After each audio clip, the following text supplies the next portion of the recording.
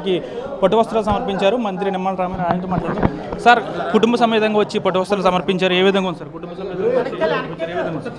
శ్రీ వాసవి కన్యకా పరమేశ్వర ఆత్మార్పణ దినం రోజున ఈరోజు మరి సతీ సమేతంగా అంటే గౌరవ ముఖ్యమంత్రి చంద్రబాబు నాయుడు గారి యొక్క ఆదేశాల ప్రకారం ఈరోజు ఆ యొక్క ఆమె ఆత్మార్పణ దినంను ఒక ప్రభుత్వ కార్యక్రమంగా నిర్వహిస్తూ అంటే ఒక తిరుమల తిరుపతి మన కనకదుర్గమ్మ అమ్మవారు ఏ రకంగా అయితే ప్రభుత్వ కార్యక్రమంగా నిర్వహిస్తున్నామో అదేవిధంగా శ్రీ వాసవి కన్యకా పరమేశ్వరి అమ్మవారి యొక్క ఆత్మార్పణ దినం కూడా ప్రభుత్వ కార్యక్రమంగా నిర్వహించడం, ప్రభుత్వ లాంఛనాలతో మరి సమర్పించమని చెప్పి చంద్రబాబు నాయుడు గారి ఆదేశాల ప్రకారమే ఈరోజు మరి కుటుంబ సమేతంగా అమ్మవారికి పట్టు వస్త్రాలు సమర్పించడం జరిగింది.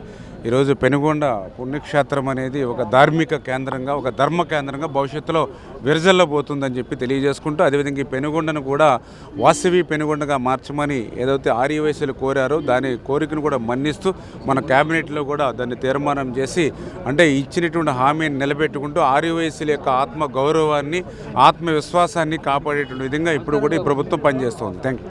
ఏదేమైనప్పుడు కూడా ఈరోజు అమ్మవారి ఆత్మార్పణ దినోత్సవం సందర్భంగా పట్టు వస్త్రాలు సమర్పించారు. సీఎం చంద్రబాబు నాయుడు ఈ కార్యక్రమానికి రావాల్సి ఉంది. అయితే దావోస్ పర్యటన నేపథ్యంలో మంత్రి నిమ్మల రామారావు అయితే ఈ కార్యక్రమంలో పాల్గొని అమ్మవారికి పట్టు వస్త్రాలు అయితే సమర్పించారు. వీడియో జర్నలిస్ట్ శేఖర్తో మన ఆర్టీవీ పశ్చిమ గోదావరి జిల్లా వాసవి పెనుగొండ నుంచి. Local to global news at your fingertips. మీ చేతిలో ఒక ఆయుధం. Download R TV app.